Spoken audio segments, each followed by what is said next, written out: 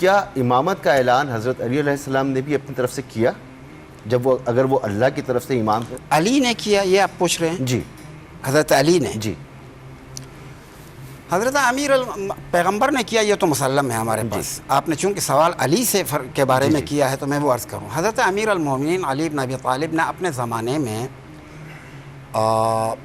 مسجد کوفہ میں جتنے صحابہ موجود تھے ان کو بلا کر کہا کہ کیا تمہیں یاد ہے کہ پیغمبر نے فرمایا تھا الست اولا بکم من انفسکم، پھر اس کے بعد فرمایا تھا من کنت فمن کنت مولا فہذا علی المولا۔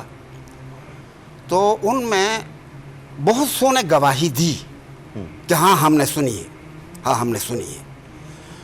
اور ان میں دو تین افراد ایسے تھے، انہوں نے ایک صاحب نے کہا میرا حافظہ کمزور ہو چکا ہے، اور صاحب نے انہوں نے گواہی نہیں دی۔ بعد میں وہ جس نے گواہی نہیں دی تھی ان کی بینائی گئی تھی، اور پوچھنے پر وہ کہتا تھا کہ ایک صالح انسان کی بددعائی مجھے لگی ہے، اس کی وجہ سے میری بینائی چلی گئی۔ تو بہرحال یہ حضرت امیر المومنین نے اپنے دور میں باقاعدہ اس واقعہ غدیر کو احیاء کیا ہے۔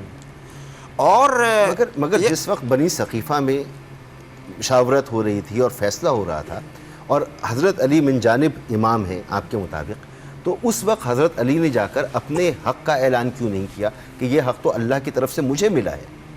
اچھا خوب غور کریں، پہلی بات تو یہ ہے کہ حضرت علی وہاں پر تھے نہیں، ثقیفہ میں تھے نہیں، ہوتے ان کے سامنے بات ہوتی۔ وہ کہاں تھے؟ وہ حضرت رسول اللہ صلی اللہ علیہ وآلہ وسلم کے تجہیز اور تکفین میں مشغول تھے۔ باقی صحابہ نہیں تھے؟ باقی صحابہ بعد میں آئے ہوں گے، اس پر میں بحث نہیں کرنا چاہ رہا ہوں، آپ مجھے اس طرف نہ لے جائیں کہ وہ صحابہ تھے یا نہیں تھے، اس کو چھوڑیں۔ جی وہ حضرت رسول امیر المومنین نہیں تھے، یہ تو طے ہے، ثقیفہ میں نہیں تھے، اتنی بات طے ہے، اس میں کوئی شک و شبہ نہیں ہے، نہیں تھے۔ اور اس کے بعد یہ علماء کرام بھی کہتے ہیں کہ ایک عرصے تک حضرت علی نے بیعت نہیں کی ہے، یہ خود بھی کہتے ہیں۔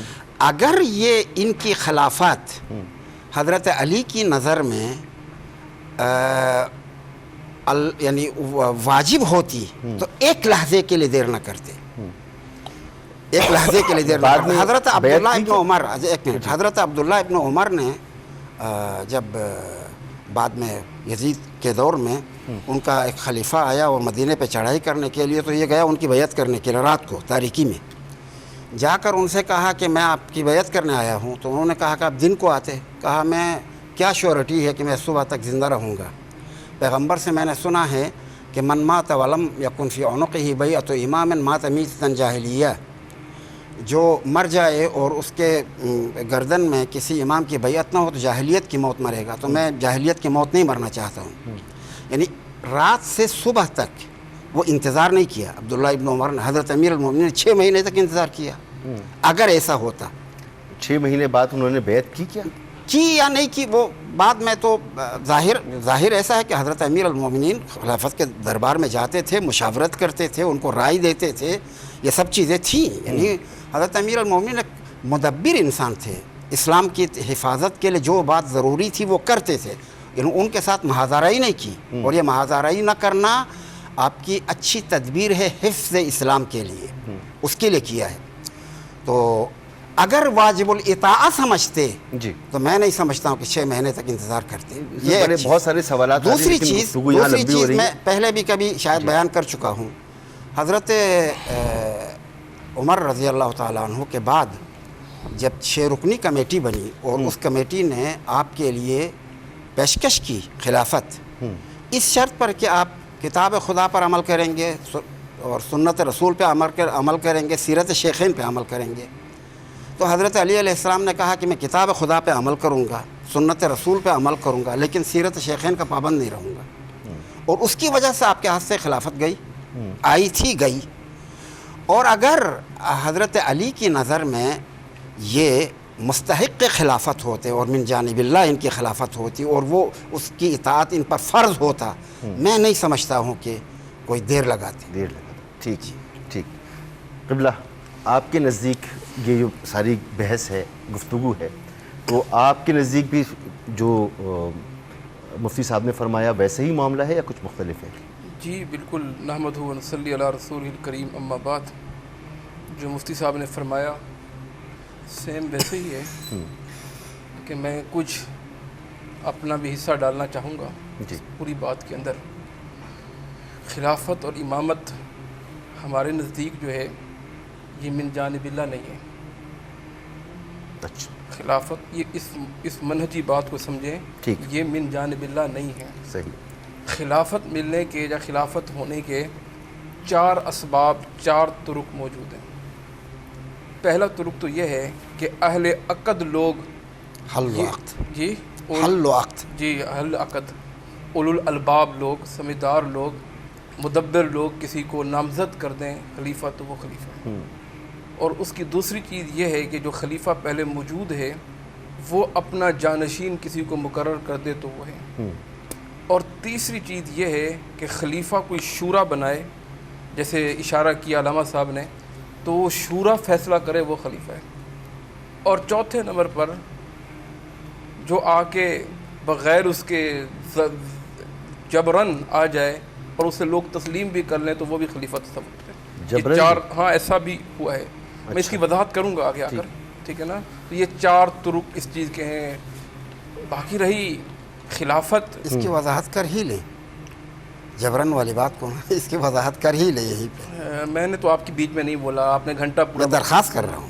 میری بات ہونے دے, میں کرتا ہوں. ابھی جی, وضاحت میں بھی کر رہا ہوں. دیں گے. چاروں سلفی چیزوں کی صاحب. وضاحت کرتا ہوں. جی. جبران کا مطلب یہ ہے کہ لوگ جس میں اختلاف کر رہے ہوں, کچھ کہہ رہے ہوں ٹھیک ہے, کچھ کہہ رہے ہوں نہیں, لیکن لوگ اس کے ہاتھ میں پھر بیعت کر دیں اور وہ خلیفہ بن جائے, ٹھیک ہے نا. تو وہ جب وہ امام بن جائے, جب وہ مقتدا بن جائے, پیشوا بن جائے, تو یعنی وہ تلوار کے زور پہ بیعت لے لے. ٹھیک ہے. تو خیر بہرحال یہ 4 اصول کتابوں میں موجود ہیں جو میں نے ذکر کیا آپ کو.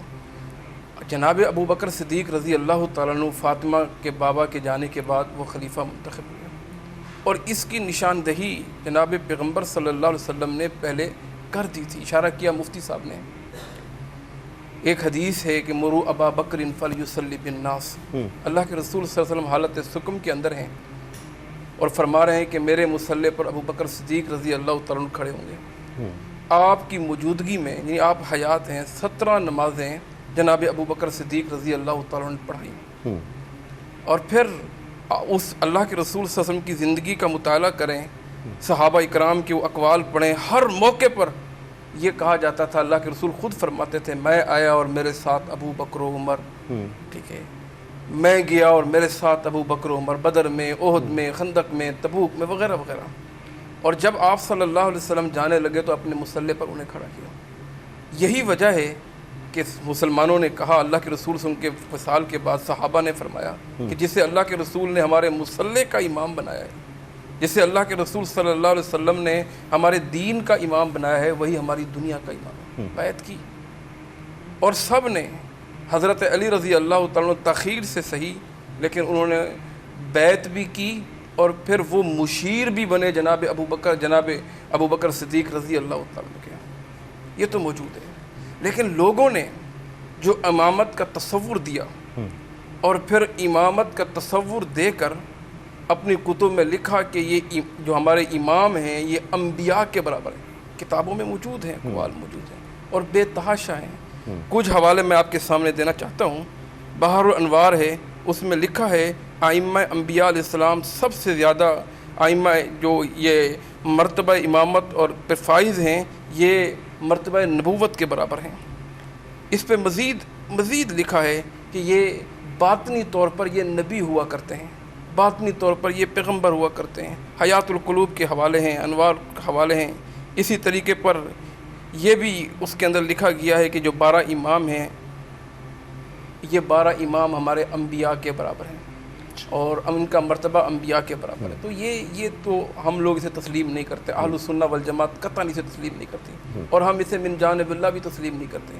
جہاں رہی حضرت علی رضی اللہ تعالیٰ عنہ کی مقام, رتبے کی, شان کی بات, تو وہ تو بالکل اتم اور اچل ہے, وہ تو بالکل واضح ہے, اس میں 2 رائے نہیں ہے کہ حضرت علی کا اپنا ایک مقام ہے, اپنا ایک رتبہ ہے.